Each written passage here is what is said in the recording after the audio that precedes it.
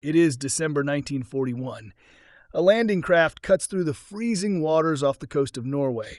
Inside, soldiers crouch, rifles ready, faces tight with the particular dread that comes before a beach assault. And then one man stands up at the bow of the boat. He is not checking his rifle. He is not praying. He is not going over the plan one last time. He is playing the bagpipes.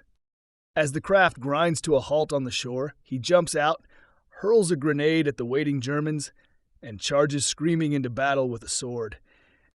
A sword. In 1941. His name was Lieutenant Colonel John Malcolm Thorpe Fleming Churchill. But history remembers him by a better name. Mad Jack.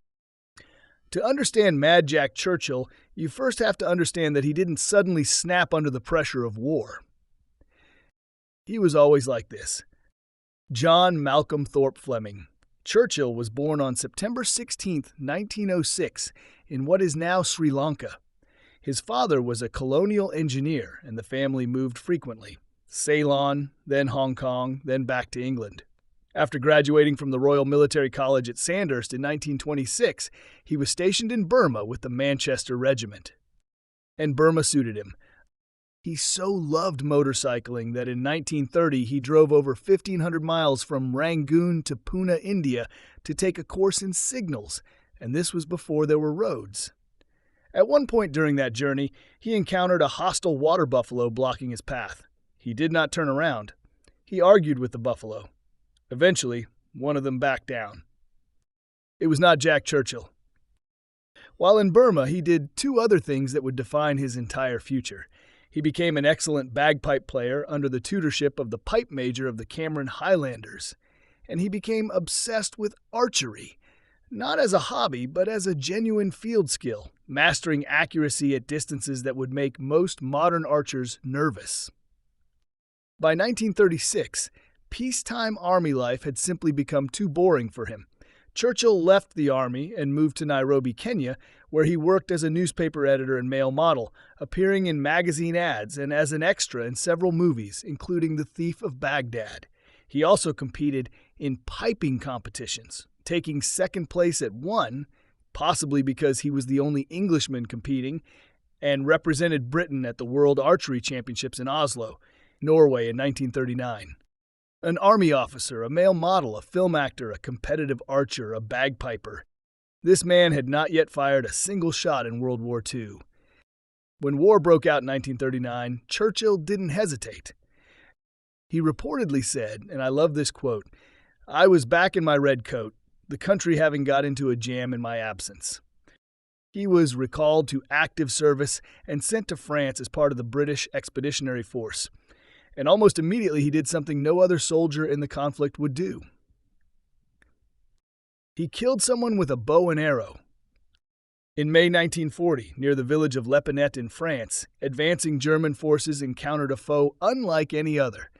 As German soldiers took cover behind a farmyard wall, one fell dead from an arrow in his chest. Mad Jack had perched himself out of sight. When the first enemy soldier stepped out, a single arrow flew across the sky and struck him dead. The last confirmed archery kill in modern warfare. Let that sink in. While the rest of the world was fighting with tanks, mortars, machine guns, and the early stirrings of technology that would eventually produce nuclear weapons, one British officer was picking off the enemy with a longbow. After the arrow hit, Mad Jack's unit opened fire with machine guns, holding off the enemy until they ran out of ammunition. Churchill's group was eventually part of the Dunkirk retreat, one of the most chaotic withdrawals in British military history. Churchill walked out of it looking mildly inconvenienced.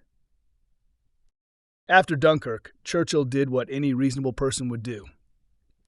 He volunteered for something even more dangerous.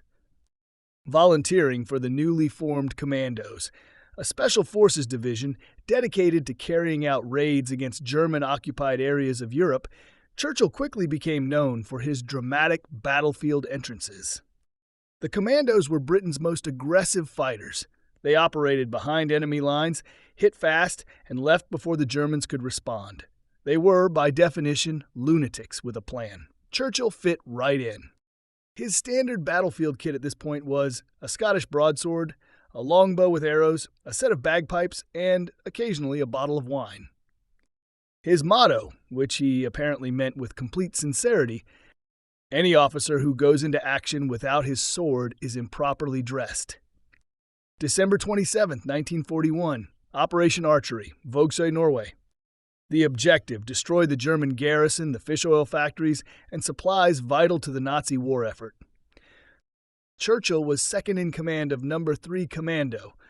As his ship approached the port town, he lifted his bagpipes and played March of the Cameron Men. Now, picture this from the German defender's point of view. You are a soldier. You are cold. You are on guard duty in Norway. You hear the boat engines approaching, and then, cutting through the freezing air, the unmistakable wail of Scottish bagpipes.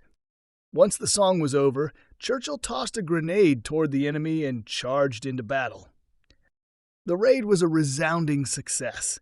By the end, the British commandos had taken 100 enemy prisoners of war and destroyed various resources that were vital to the Germans in Norway. Churchill was awarded the Military Cross for his leadership. There is reportedly film footage of Churchill playing his bagpipes on the deck of the ship on the way back, while the rest of his unit danced a Highland fling. The man had just fought a battle. He was celebrating with a Sealid. In 1943, Churchill commanded No. 2 Commando during the Allied invasion of Sicily and Italy, still carrying the sword, still carrying the bow, still carrying the bagpipes. But it was at a small Italian town called Piegaletti where he pulled off what might be the single most audacious act of the entire war. Sneaking into the town at night with just a corporal, Churchill found the Germans by the glow of their lit cigarettes. He crept up on a sentry, took him at sword point, and used him to make the rest surrender, then took the officer to the next post and repeated the whole process. When it was over, Churchill and a single corporal had captured 42 German soldiers using only his sword and the element of surprise.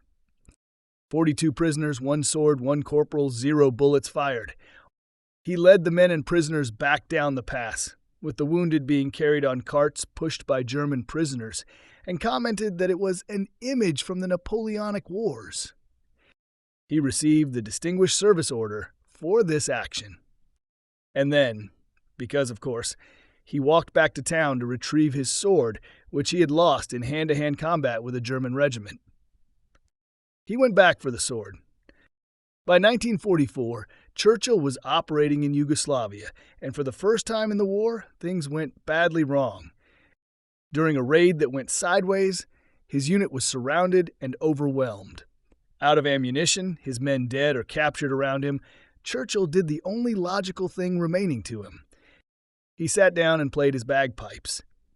He played "Will Ye No Come Back Again" into the dark while his situation became impossible. The Germans were apparently so confused, or perhaps so disturbed, by the sound of a lone piper playing a Scottish lament in the middle of a firefight that they approached cautiously. They knocked him unconscious with a grenade and captured him. The Germans, recognizing the name Churchill, suspected he might be related to Winston Churchill and flew him to Berlin. When that turned out to be false, they sent him to Sachsenhausen, one of Nazi Germany's most notorious concentration camps. And Jack Churchill began planning his escape. He escaped by crawling under a fence and through an abandoned drain. He then walked over 100 miles toward the Baltic coast before being recaptured. He was then transferred to a prison camp in Austria. When the lights failed during a blackout one night, he slipped out again into the darkness. This time, he walked until he was found by an American armored unit, and the war in Europe was, for Mad Jack Churchill, essentially over. Churchill was not happy about the war ending. His famous and deeply revealing reaction to the news that Japan had surrendered and the war was truly over. "If it wasn't for those damn Yanks, we could have kept the war going another 10 years. He meant it. After the war, Churchill was sent to Palestine, where in 1948, during the Arab-Israeli conflict, he personally organized and led a convoy to rescue around 700 Jewish doctors, nurses, and patients trapped at the Hadassah Hospital on Mount Scopus. He led the convoy through hostile fire, armed with, you guessed it, his sword. He then served in the British Army for several more years, eventually teaching land-air warfare in Australia, where he discovered surfing, becoming one of the first people to surf the Severn Bore, a tidal wave that travels up a river in England. Even in retirement, he remained as eccentric as ever. He famously threw his briefcase out of the train window each morning, aimed precisely at his own back garden to avoid carrying it home from the station. He sailed the Thames on a homemade raft. He played with radio-controlled model warships. He remained until the very end, entirely and spectacularly himself. Jack Churchill died on March 8, 1996, at the age of 89. So what do we make of Mad Jack Churchill? He was not mad, really. Not in the clinical sense. He was something else, a man who had chosen a personal code and absolutely refused, to let the modern world talk him out of it. He carried a sword because he believed an officer should carry a sword. He played the bagpipes because he believed music belonged in battle, to inspire his own men and perhaps to unsettle the enemy. He used a bow and arrow because he knew it was silent, accurate, and lethal, and because he was very, very good at it. In a war defined by industrial-scale killing, by artillery barrages and carpet bombing and the slow grinding horror of attrition, Mad Jack Churchill fought like one man who had decided to matter. He captured more prisoners per sword stroke than most soldiers ever saw in a career. He survived explosions, concentration camps, a 100-mile solo escape across occupied Europe, and apparently also a hostile water buffalo. He did not win the war. He did not change its outcome. He changed its texture. He reminded everyone, allies, enemies, and history itself, that individual audacity still had a place in the modern world. And he did it while playing March of the Cameron Men. The Royal Norwegian Explorers Club, the nation that bore witness to one of his most legendary raids, later named him one of the greatest adventurers of all time. Not the greatest soldier, not the most decorated officer, the greatest adventurer. That feels about right. Mad Jack Churchill, male model, newspaper editor, film actor, competitive archer, World War II hero, concentration camp escapee, surfer, and the last man in recorded history to kill an enemy soldier with a longbow. He lived exactly the life he wanted, which is, when you think about it, the maddest thing about him.